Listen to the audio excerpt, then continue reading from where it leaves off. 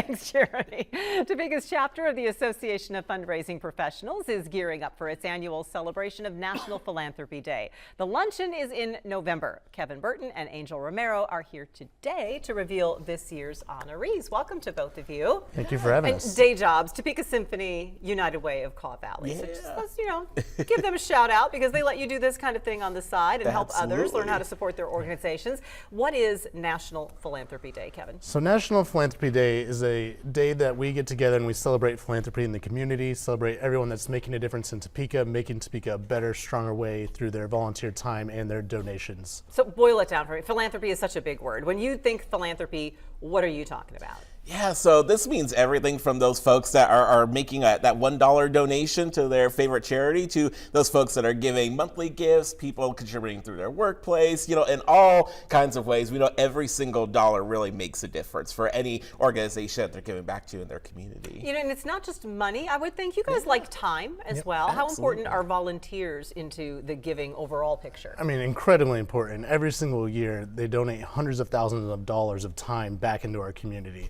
So donating that time, which is so valuable to so many people, is so important to the organizations continuing to do well and thrive. So you all hold a National Philanthropy Day luncheon, which is always very nice. You always have several honorees that you have. Some are in different categories. Your main honorees this year, though, you've already announced. Angel, who are you celebrating this year? Yeah, so our Philanthropic Leadership Award is going to Dr. Jerry and Susan Farleys, so our President Emeritus at Washburn University, someone who I think almost everyone in Topeka has some kind of connection to and knows just how transformative both of them have been to Washburn and really the whole Topeka community.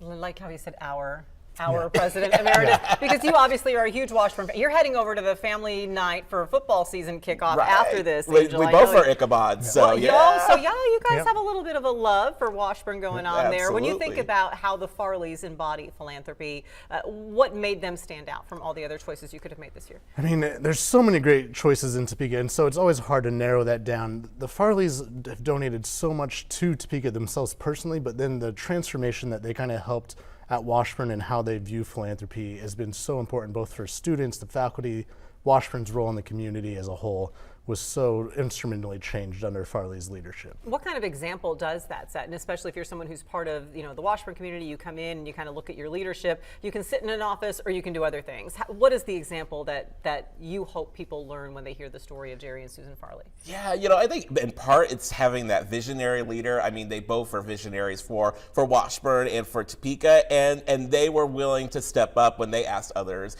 to do so as well. So in the last really kind of big campaign that Washburn had, they made their own $2 million gift towards scholarships for Washburn University students, and I think they always have believed that we're always willing to do things that we're also asking other people, and so that kind of leadership and modeling for people I think is so important. So you're going to recognize the Farleys at the luncheon. What else will happen at the luncheon? So the luncheon will also honor several others. We'll honor corporations, the Corporation of the Year, Fundraiser of the Year, Young Fundraiser of the Year, which is a young student under 21 who's making a difference as well. So a whole bunch of variety of awards. We'll have a nice lunch and learn a bit about what Association of Fundraising Professionals is doing as well. And is that nomination process already closed?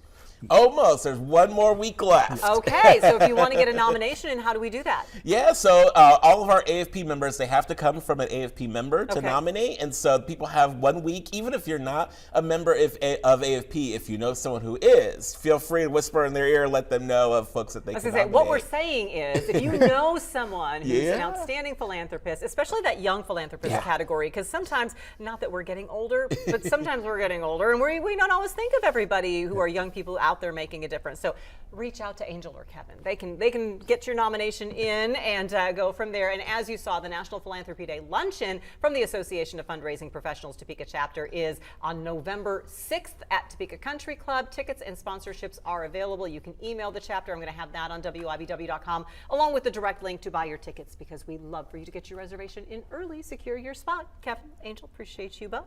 Absolutely. Well, we're